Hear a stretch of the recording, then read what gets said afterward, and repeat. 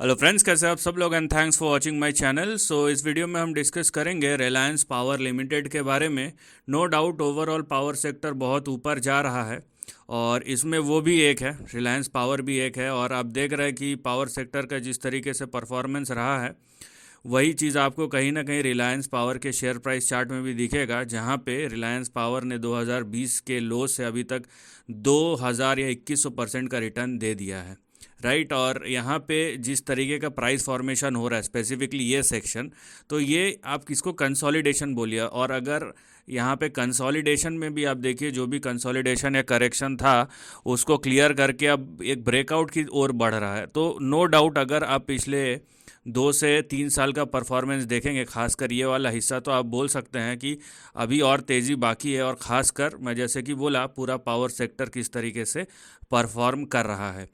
No doubt यहाँ पे जो भी डिस्कस हो रहा है वो प्राइस परफॉर्मेंस के बेस पे डिस्कस हो रहा है, ना कि फंडामेंटल का लोग ज्ञान देना शुरू कर देते हैं। प्राइस जो है वो हमेशा फ्यूचर को ही डिस्काउंट करता है। जो जो भी फंडामेंटल है वो बैकडेटेड है। और यहाँ पे सबको पता है कि ये एक ऐसा शेयर है या ऐसा एक स्टॉक है, रिलायंस पावर, जो मोमेंटम पे ज़्यादा चलता है। तो आप ये सब शेयर्स में जाने से पहले आपको पूरा नॉलेज होना चाहिए कि क्या हो रहा है, कैसे हो रहा है। वो वहाँ तक सही है कि अगर आपने पैसे कमा के निकला तो किसी का भी हक नहीं होता है बोलने का कि भाई ये रिस्की है या नहीं रिस्की है। वो तब मैटर करता है जब आप नुकसान करें। राइट। तो ये एक मैंने व्यू दिया कि अगर आप पिछले 3 साल का देख रहे हैं तो क्या हो रहा है। लेकिन मैं आपको एक दूसरा व्यू देता हूँ यहाँ पे। और देखिए, यहाँ पे कोई ट्रेंड से कोई छेड़छाड़ नहीं करना है, जैसा जो है ना उसको वैसा ही देखने का कोशिश कीजिए। अभी देखिए, मैं आपको यहाँ पे क्या व्यू, कौन से नज़ारे दिखाता हूँ। और यहाँ पे हम क्या करेंगे, हम यहाँ पे मैंने जैसे कि कहा, ट्रेंड से कोई छेड़छाड़ नहीं करेंगे और ट्रेंड जैसा इंडिकेशन दे रहा है हम उसी पे बने हुए रहेंगे। राइट। तो यहाँ पे देखिए आप कि ट्रेंड हमें क्या इंडिकेशन दे रहा है। हम यहाँ पे सिंपली कनेक्टिंग द डॉट्स जिसको बोलते हैं ना, उसी उसी थीसिस पे चलेंगे। और यहाँ पे एंड टू एंड यहाँ पे हम कनेक्ट करेंगे। इसको थोड़ा सा मैं और स्ट्रेच कर लेता हूँ। राइट। तो यहाँ पे हम देखिए एंड टू एंड यहाँ पे हम डॉट्स को कनेक्ट कर रहे हैं।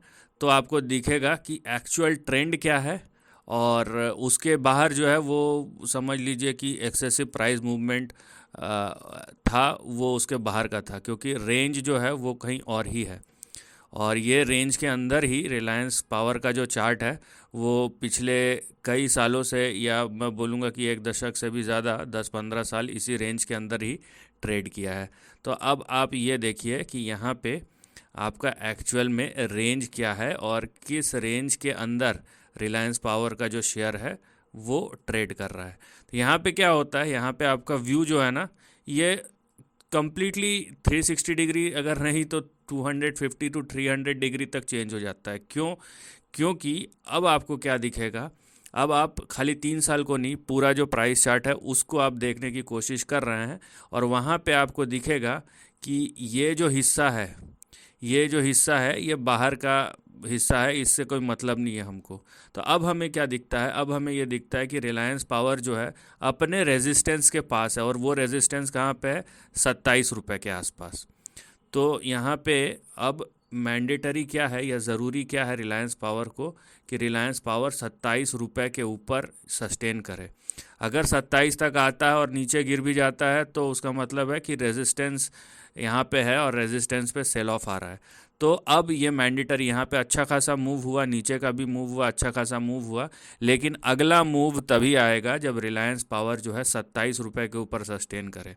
अगर ऐसा होता है तो टेक्निकली क्या होगा, 27 रुपये के ऊपर ये पूरा जो सेक्शन है ना, ये यहाँ तक, ये पूरा एक्टिव हो जाता है। समझ रहे हैं आप? तो ये सेक्शन एक्टिव होगा, लेकिन कब? जब ये 27 रुपये के ऊपर सस्टेन करेगा। क्योंकि ये 27 के आसपास है, अगर यहाँ तक गया, उसके बाद थोड़ा बहुत कंसोलिडेशन करके फिर से नीचे आ गया, तो यहाँ पे आप देखेंगे कि ये जो एक्चुअल ट्रेंड है फिर वही प्ले आउट हो रहा है। हाँ, बस ये है कि एक ऐसा ख़राब सिनारियो ना हो कि ऐसा गिरना शुरू हो जाए, लेकिन बाज़ार में इस सिनारियो का कोई अस्तित्व फ़िलहाल दिखाई नहीं देता इतना ख़राब। लेकिन जो दिखाई देता है वो क्या है, वो ये बड़ा रेंज है जिसके अंदर जा रहा है। और उसके अलावा जो शेयर प्राइस का करंट पैटर्न है वो ये इंडिकेट कर रहा है कि जो शेयर है वो अपने रेजिस्टेंस की ओर चले गया है, या वहीं उसी के आसपास है। अब देखना यह है कि 27 रुपये के ऊपर जाता है या नहीं। अगर 27 रुपये के ऊपर सस्टेन करता है तो आप देखिए कि प्राइस बिहेवियर कैसा है वो आपको पता चल जाएगा, बताने की ज़रूरत नहीं है। लेकिन अगर 27 पे रेजिस्टेंस आया तो ये फिर से अपनी डाउनसाइड एंट्री शुरू करेगा। तो फिलहाल रिलायंस पावर का जो चार्ट है वो अपने रेजिस्टेंस पे है। रेजिस्टेंस के ऊपर क्या होता है या रेजिस्टेंस पे क्या होता है ये देखने वाली बात है। उसके ऊपर आप अपना अगला डिसीजन लीजिए, क्योंकि 27 रुपये के ऊपर यहाँ पे बहुत बड़ा एक ट्रेजेक्टरी खुल जाएगा। नो डाउट ये आने वाले सालों के लिए होगा, अगले कुछ दिनों के लिए तो नहीं होगा। ये पूरा जो ट्रेजेक्टरी है ना, ये देखिए, ये जो पूरा सेक्शन है ये आपके लिए खुल जाएगा, ठीक है। लेकिन वहीं अगर 27 पे गया, वहाँ पे मान लीजिए गया ऊपर, ब्रेकआउट भी हो गया, कुछ दिन वहीं पे रुका, फिर से करेक्शन होना शुरू हो गया, तो वो फॉल्स ब्रेकआउट होगा।